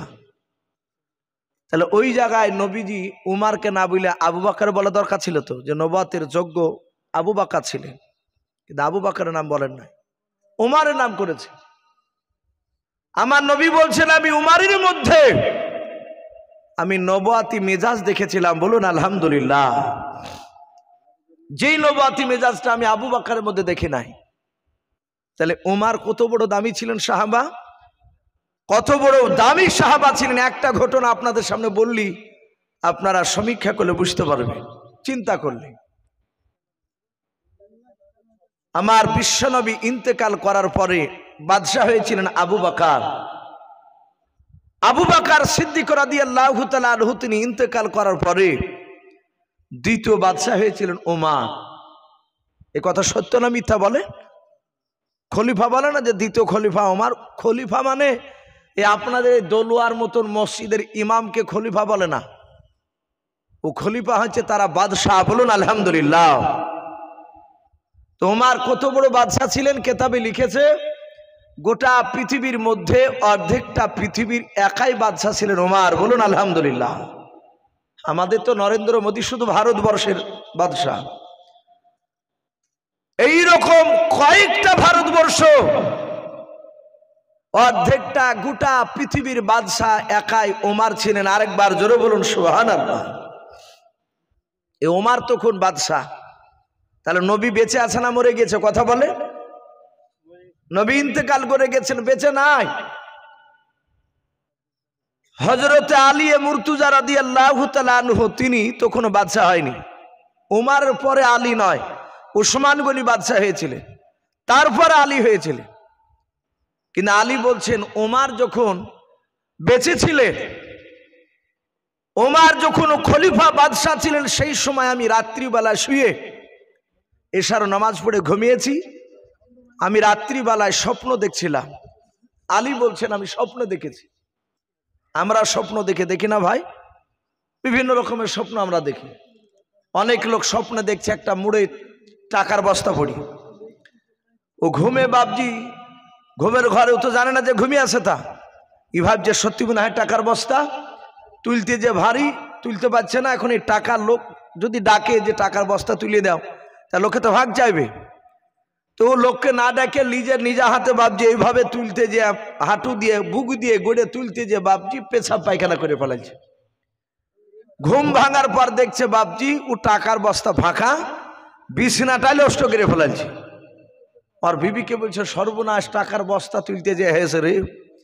স্বপ্ন আমরা অনেকে অনেক রকম দেখি, কিন্তু হযরত আলী মুর্তুজা বলে আমি রাত্রিবেলায় স্বপ্ন দেখলাম। কি? আলী বলেন আমি স্বপ্নে দেখলাম মসজিদে নববীতে ইমামতি করেছেন রাসূলুল্লাহ পয়গম্বর। আল্লাহর নবীজি মসজিদে নববীতে ইমামতি করেছেন, আমিও নবীজির সাহাবা উমার অনেকগুলো সাহাবায়ে কেরাম আল্লাহর নবীজির পেছনে ইক্তেদা দিয়ে নামাজ পড়তে দাঁড়িয়ে গেলাম। হযরত আলী বলেন আমার তো কোনো ঘুম ভাঙে নাই। আমি স্বপ্নের মাধ্যমে বিশ্ব নবীজির পেছনে নামাজ আমি সম্পূর্ণ 2 রাকাত পড়লাম, ফজর নামাজ। আল্লাহর নবী ডান দিকে বাম দিকে সালাম ফিরলেন। সালাম ফেরার পর তাসবিহ তাহলিল করতে লাগলেন। আলী বলেন আমিও করতে লাগলাম। আল্লাহর নবীর সাহাবা আলী বলেন দেখলাম মসজিদে নববীর ভেতর থেকে আমি দরজার দিকে তাকিয়ে দেখলাম। আলী বলেন দরজাতে তাকে দেখলাম একটা মহিলা খাজরের বাগ নিয়ে দাঁড়িয়ে আছে। ওই মহিলাটা আল্লাহর রাসূলকে ডাকিলেন, ইয়া রাসূলুল্লাহ, ইয়া হাবিবাল্লাহ, আমার নতুন বাগানের খাজুর আমি আপনার কাছে হাদিয়া নিয়ে এসেছি। ও নবীজি আপনি হাদিয়া নেন, আপনি খাবেন, আপনার সাহাবারা আপনি ভাগ করে দেন, ওরাও খাবে। আল্লাহর নবীজির ব্যাপারে বলা হয়েছে নবীর আমার যাকাতের টাকা নবীর জন্য খাওয়া হারাম ছিল, সদকার টাকা নবীর জন্য খাওয়া হারাম ছিল। আল্লাহর নবী জনাবে মুহাম্মদ রাসূলুল্লাহ সাল্লাল্লাহু তাআলা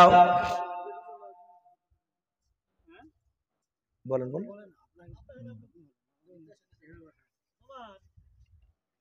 এক বলো কানে কানে বলো না, অসুবিধা নেই বলেন।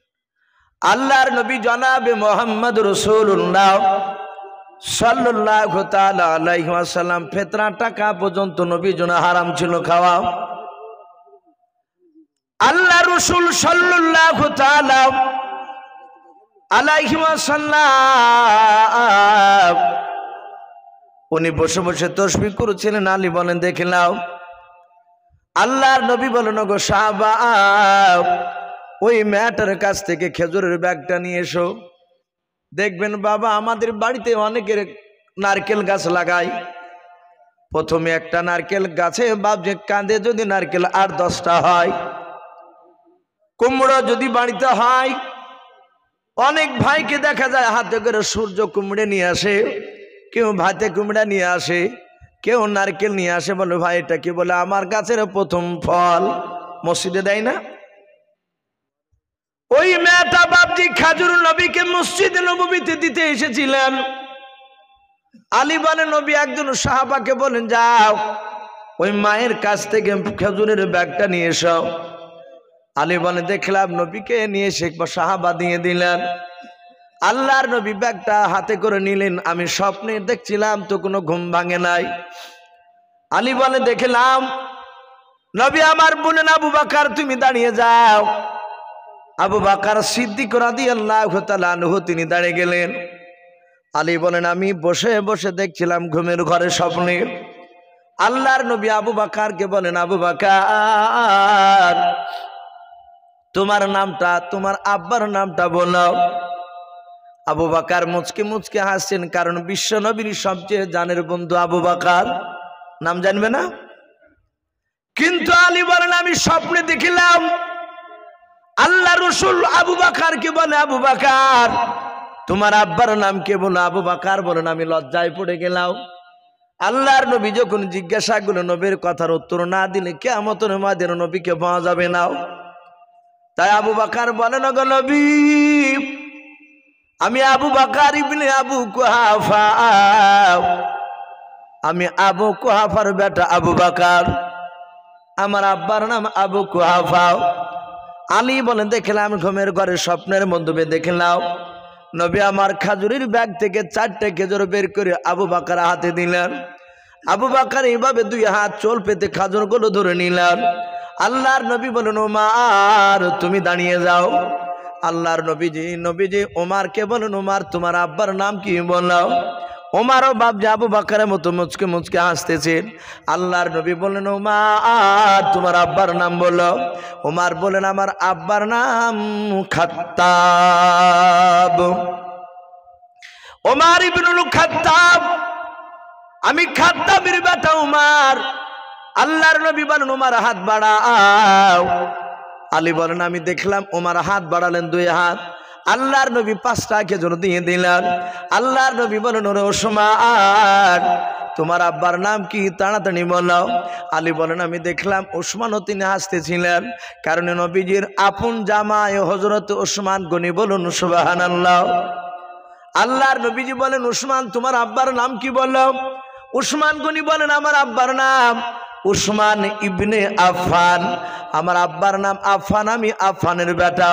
আল্লাহর নবী জনাবে মুহাম্মদ রাসূলুল্লাহ সাল্লাল্লাহু তাআলা আলাইহি ওয়াসাল্লামের সাহাবা আলী মুর্তজা বলেন আমি দেখলাম আল্লাহর নবী মসজিদে নববীতে যতগুলো সাহাবা ছিল প্রতিটা সাহাবাকে ডাকছেন আর বাপের নাম নিজের নাম জিজ্ঞাসা করেছেন, আর 4টা 5টা 8টা 9টা 10টা 11টা 12টা পর্যন্ত খেজুর দিলেন এক একজন সাহাবাকে। এইভাবে সব সাহাবাকে খেজুর দিতে দিতে দিতে দিতে দিতে আলী বলেন এবার আমার পালা, এবার আমি একাই বাকি আছি, আমাকে খেজুর দিলে সবাইকে দেওয়া হয়ে যাবে। আল্লাহর নবীর ব্যাগে দেখলাম অনেকগুলো খেজুর তো কোনো ভরা আছে। আল্লাহর নবী বলেন আলী তুমি হাত বাড়াও। আলী বলেন আমি হাত বাড়ালাম। আলী মনে মনে চিন্তা করেছেন আমার হাসান হুসাইন 3-4 দিন করে খেতে পাই না, আমার বিবি ফাতেমা নবীর কলিজার টুকরা বেটে আর 10 দিন পর্যন্ত খেতে পাই না খাবার, এটা আল্লাহর নবী ভালো করে জানেন। আলী মনে মনে ভাবছেন আল্লাহ আমার পয়গম্বর রাসূল আব্বাজান আমার মনে হয় সব সাহাবার চেয়ে আমাকে বেশি খেজুর দিবে, এটা আশা। হযরতে আলী বলেন আমি হাত বাড়িয়ে দিলাম। আল্লাহর নবী প্রতিটা সাহাবার নাই আলীকে বলেন আলী তোমার আব্বার নাম কি বলো? আলী বলেন আমি আমার আব্বার নাম বললাম আলী ইবনে আবি তালিব, আমি আবু তালিবের বেটা হযরতে আলী। হাত বাড়ালেন। আলী বলে দেখলাম ব্যাগে অনেকগুলো খেজুর ছিল। আল্লাহর নবী হাতটা ভরে দিয়ে বিসমিল্লাহ বলে বাবা মাত্র একটা খেজুর তুলে হযরতের আলীর হাতে দিয়ে দিলেন, বলুন সুবহানাল্লাহ। আর সব সাহাবাকে 4টা 5টা 8টা 9টা 10টা। হযরতে আলী বলেন আমি চরম লজ্জিত হলাম, আমার পয়গম্বর রাসূল আবার আমার শ্বশুর মশাই জানে শুনে আমাকে একটা কেন খেজুর দিলাও? আলী বলেন আমি চিন্তা করেছিলাম খেজুর নিয়ে গিয়ে কেমন করে বাড়িতে ভাগ করব। হাসান হুসাইন আমার বেটা একটা করে দিল পুজবে না, আবার একটা ওয়াদাও দি করে দিলে আমার আলীর বিবি পাবে না ফাতেমাও। হযরত আলী বলেন আমি চিন্তা করেছিলাম, আর আল্লাহর নবী ওই সময় বলেন আলী আর চিন্তা করো না, আমি পয়গম্বর রাসূল হুকুম করেছেন আলী তুমি খাজরটা এখনই তুমি মুখে ভরে দিয়ে খেতে শুরু করে দাও। হযরতে আলী রাদিয়াল্লাহু তাআলা আনহু বলেন আমার তো কোনো ঘুমটা ভাঙে নাই, আমি স্বপ্নের মাধ্যমে খেজুরটা মুখে ভরে দিলাম, চাবাতে শুরু করলাম। চিবাতে চিবাতে হঠাৎ করে দেখলাম মসজিদে নববীর দরজাতে নয়, মসজিদে নববী থেকে আজান আসছে, আসসালাতু খায়রুম মিনান নাওম। বাস্তব আজান, তার আগে স্বপ্নে দেখছিল সব। হযরত আলী বলেন, বাস্তব যখন আজান শুরু হয়ে গেল, আমার কানে ধাক্কা লাগলো, ফজরের সময় আমার ঘুমটা ভেঙে গেল।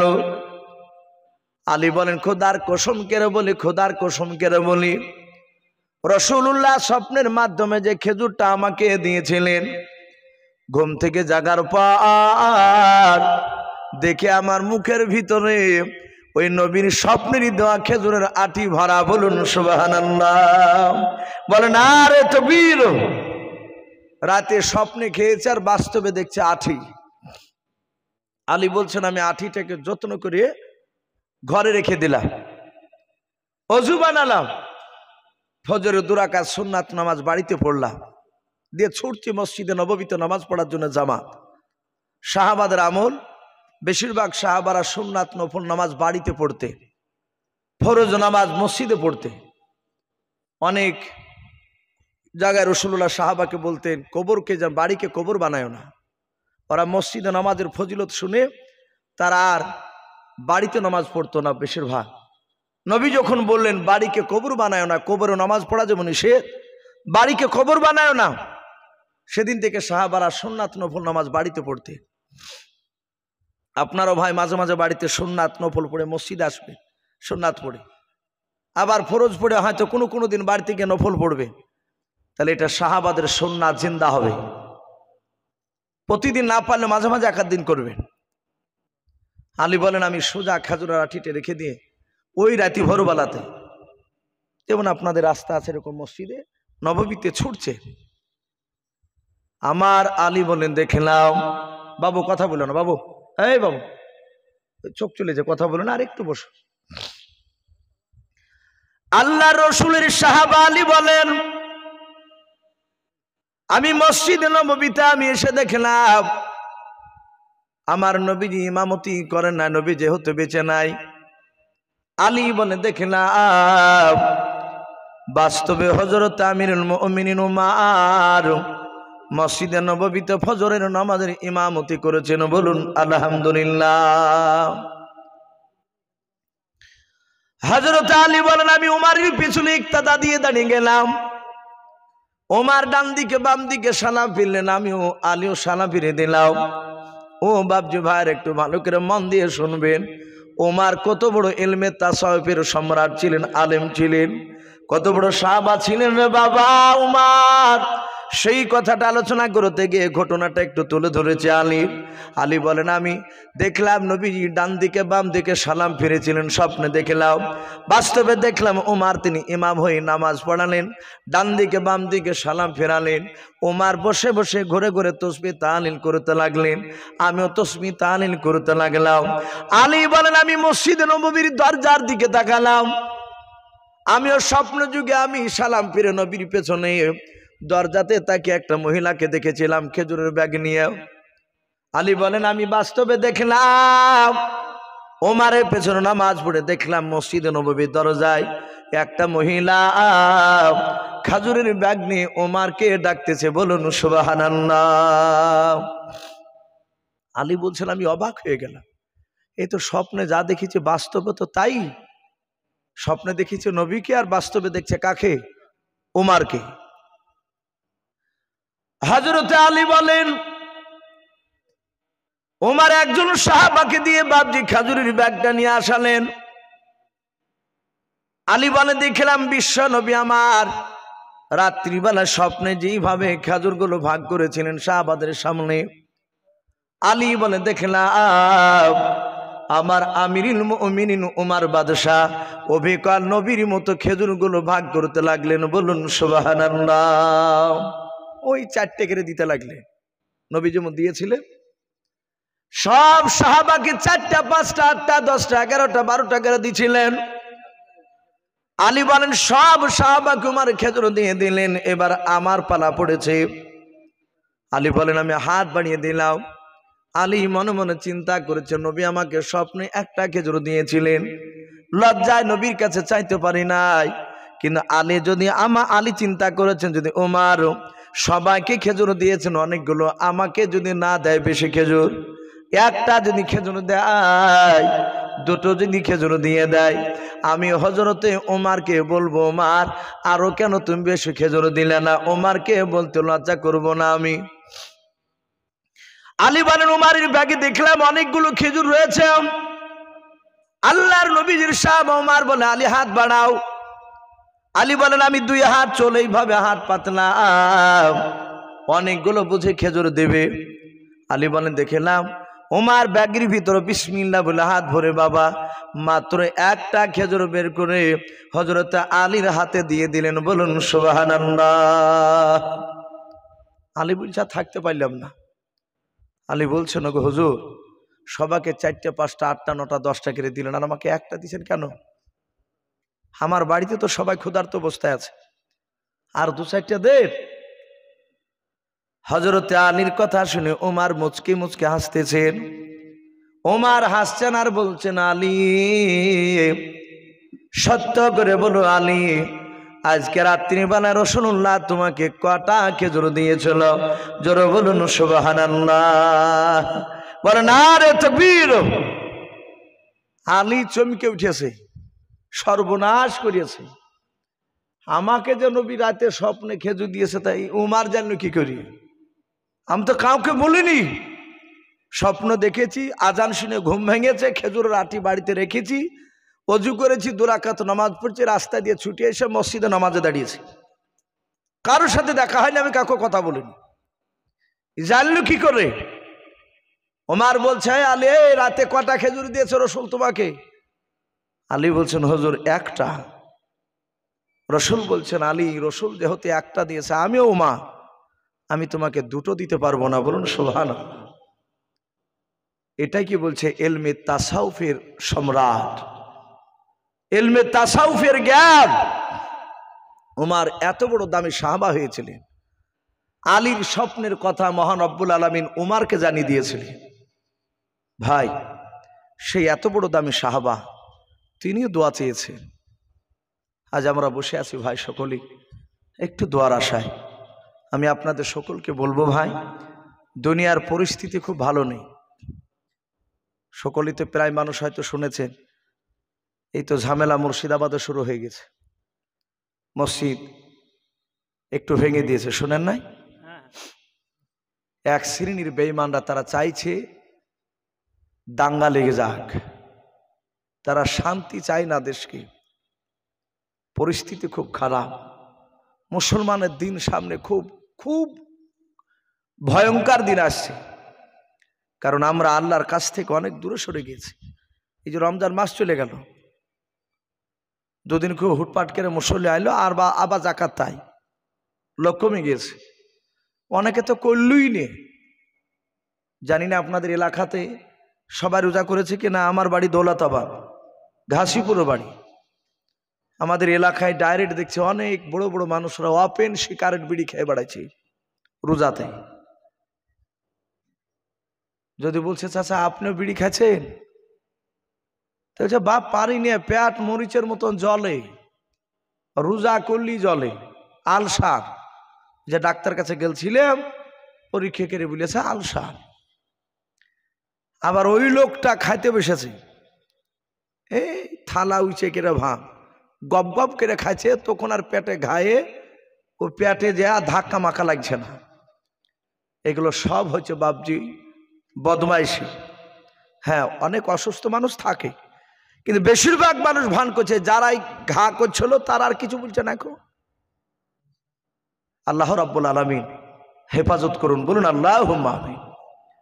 ভাই, একটু আমলের দিকে আসে, তওবাতুল্লাহ করি। মানুষ হঠাৎ করে মরে যাচ্ছে। আজ থেকে 20 বছর আগে মানুষ বিছানায় পড়ে পড়ে মরত। 10টা লোক যদি মরত তো খুঁজলে দেখা যেত 8টা লোক 8 বছর, 4 বছর, 5 বছর, 2 বছর করে বিছানায় থেকে কারো পিঠে পোকা হয়ে গেছে, পড়ে থেকে থেকে মরেছে। আর এখন আপনি 10টা লোক মরে যেছে, খুঁজলেন গা একটা লোকের পোকা হচ্ছে কি সন্দেহ, বলে ওই চা খাইতে খেতে বাড়িতে আস্তে আস্তে মরে গেছে গো। কে বলছে পায়খানাতে ঢুকতে যে উঁচুট লেগে পড়ে স্ট্রোক হয়ে মারা গেল। এগুলো সব কিয়ামতের আলামত। ভাই দুনিয়া কিছুদিন কেন, এ দুনিয়া একেবারে কিছুদিন কার দুনিয়া। মৃত্যুর পর একটা দুনিয়া আছে আখিরাত, সেটা হচ্ছে চিরস্থায়ী। ভাই দুনিয়াতে ভালো কাজ না করে গেলে জান্নাত পাওয়া যাবে না, আর জাহান্নামের আগুন সহ্য করতে পারবো না। নবী বলেছেন জাহান্নামের আগুন এত কঠিন, একটা জাহান্নামের আগুনে জাহান্নামে মানুষকে তুলিয়ে ফেলে দিয়ে ওই জাহান্নামের আগুন থেকে তুলিয়ে সে দুনিয়ার আগুনে যদি ওকে ছেড়ে দেওয়া হয়, শুয়ে যদি দেওয়া হয়, তো বলছে যে ও ঘুম পাড়বে। মানে দুনিয়ার আগুন ও জাহান্নামের আগুনের কাছে কিছুই নাই, এত কঠিন। তাই ভাই আমরা জান্নাতকে বিশ্বাস করি, জাহান্নামকে ভয় করে বিশ্বাস করি, কবর বিশ্বাস করি, মৃত্যুকে বিশ্বাস করি, মৃত্যু থেকে জিন্দা বিশ্বাস করি। তাই সকলকে বলবো একটু নামাজ পড়ো। আপনাদের বেলডাঙ্গা এলাকায় সার কাছে এদিকে আমি শুরুলেতে পড়তাম, আমরা দেখেছি বিভিন্ন জায়গাতে আপনাদের এলাকার অনেক যুবক ছেলেরা নামাজ পড়ে। অন্য অন্য জায়গার তুলনামূলক এলাকাতে নামাজ বেশি আছে আপনাদের। আরও চেষ্টা করুন যেন নামাজ বাদ না যায়। যেখানে নামাজের টাইম হবে সেখানে আমরা নামাজ পড়বো, বলুন ইনশাআল্লাহ। এটা আল্লাহ সুবিধা করে দিয়েছে। আল্লাহ যেন আমাদের সকলকে যেন কোরআন এবং সুন্নাত অনুযায়ী আমল করা তৌফিক দান করুন, বলুন আল্লাহুম্মা আমিন, আল্লাহুম্মা আমিন। ভাই দোয়া করব, আপনারা সকলেই একবার দুরূদ ইব্রাহিমটা পড়ুন। আল্লাহুম্মা সাল্লি আলা মুহাম্মাদি ওয়া আলা আলি মুহাম্মাদ কামা সাল্লাইতা আলা ইব্রাহিম ওয়া আলা আলি ইব্রাহিমা ইন্নাকা হামিদুম মাজিদ। আল্লাহুম্মা বারিক আলা মুহাম্মাদি ওয়া আলা আলি মুহাম্মাদ কামা বারাকতা আলা ইব্রাহিম ওয়া আলা আলি ইব্রাহিমা ইন্নাকা হামিদুম মাজিদ। সাল্লাল্লাহু তাআলা আলাইহি ওয়াসাল্লাম। ভাই সব কমিটিরা আছে নাকি এখানে? আলহামদুলিল্লাহ। অনেকে হয়তো এদিক ওদিকে হয়তো ব্যস্ত আছে, দেখাশোনা করছে, হয়তো কেউ হয়তো ঘুমিয়ে গিয়েছে। ভাই কমিটির আজ কয়েকদিন থেকে তারা খুব মেহনত করে প্রোগ্রাম আজকে শেষ হতে চলেছে, খুব পরিশ্রম করেছে ভাই। আপনাদের ইমাম সাহেব হযরত মাওলানা আজিজুল হক তো নাকি আব্দুল আজিজ ভাই, উনি বলছিলেন ভাই কমিটির লোক খুব মেহনত করছে জালসার জন্য। আলহামদুলিল্লাহ তাদের মেহনতকে আল্লাহ কবুল করুন। এখনই দেওয়া হবে টাকা, আপনারা যে যার উদ্দেশ্যে আপনারা দিয়েছেন ইনশাআল্লাহ আল্লাহ রাব্বুল আলামিন আলিম বিজাতি শুধু আল্লাহ সকলের অন্তর খবর জানে। একটু হাত তুলে দোয়া করি। আল্লাহুম্মা আমিন। আলহামদুলিল্লাহি রাব্বিল আলামিন ওয়া আকিবাতু লিল মুত্তাকিন ওয়াসসালাতু ওয়াসসালামু আলা রাসূলিল আমিন ওয়াসসালাতু ওয়াসসালামু আলা সাইয়্যিদিল মুরসালিন। রব্বানা যালামনা আনফুসানা ওয়া ইল্লাম তাগফির লানা ওয়া তারহামনা লানাকুনান্না মিনাল খাসিরিন।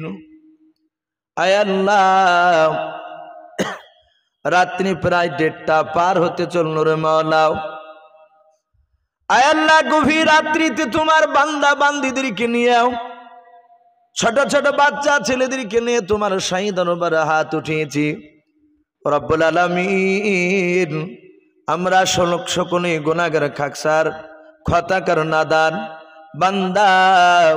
আয় আল্লাহ, অনেকে গুনাহ করে ফেলেছে, তুমি আমাদের সকলের গুনাহের দিকে না তাকায়াও, মুখের দিকে রহমতের নজরে তাকায়াও। আয় আল্লাহ, তুমি আমাদের সকলের জীবনের যাবতীয় গুনাহগুলো তুমি মাফ করে দাও। আয় আল্লাহ, আমরা দিনের আলো রাত্রের অন্ধকার মাওলা সগীরা কাবিরা জানা অজানা যাবতীয় গুনাহ করে ফেলেছি রব্বুল আলামিন। তুমি আমাদের সকলের জীবনের যাবতীয় গুনাহগুলো তুমি মাফ করে দাও।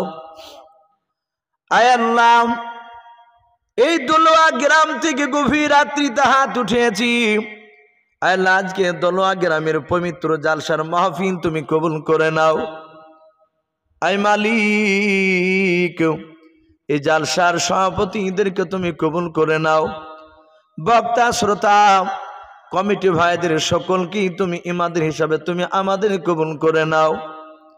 আয় আল্লাহ, খাস করে মাওলাই করিম তোমার ঘরকে বানানোর জন্য তোমার বান্দা বান্দিরাও 5,000 2,000 1,000 1400 1500 আয় আল্লাহ কেউ 500 200 আগে রব্বুল আলামিন তোমার বান্দা বান্দিরা দান করেছে সকলের দানকে তুমি কবুল করে নিও সকলের আত্মীয় স্বজনের কবরে আযাবগুলো তুমি মাফ করে দাও আয় আল্লাহ কমিটি ভাইদের ইমান হযরত আবু বকর সিদ্দিক রাদিয়াল্লাহু তাআলা আনহুর মতো বানিয়ে দাও আয় আল্লাহ বাপজি ভাইদের ইমান হযরত আবু বকর সিদ্দিক রাদিয়াল্লাহু তাআলা আনহুর মতো ইমান বানিয়ে দাও মা বোনেরা পর্দার আড়াল থেকে তারা শুনতেছে মওলা তুমি আমার সকল মা বোনের ইমানটা হযরত মা ফাতেমা জোহরা রাদিয়াল্লাহু তাআলা আনহার মতো ইমান বানিয়ে দাও আয় আল্লাহ এ দলুয়া গ্রামে তুমি রহমত বর্ষণ করো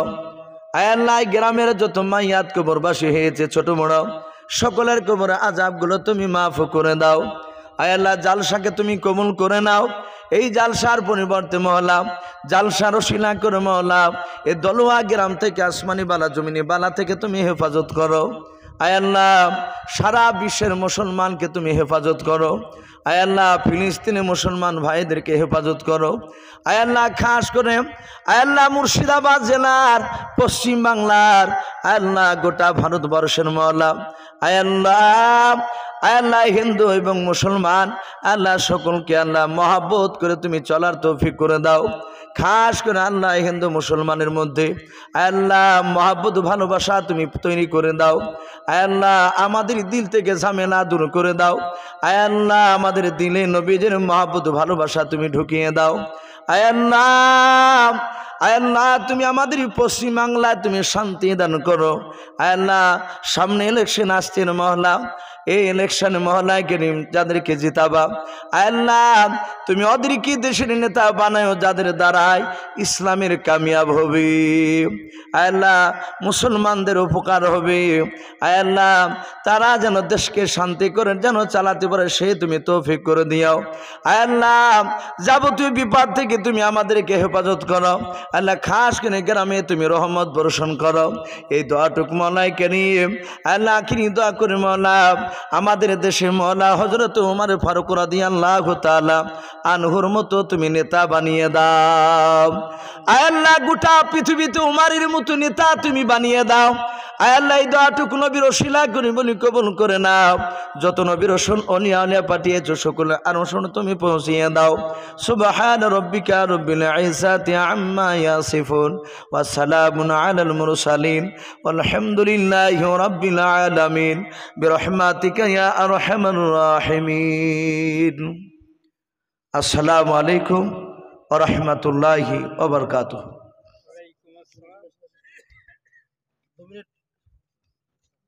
2 মিনিট দাঁড়িয়ে যান।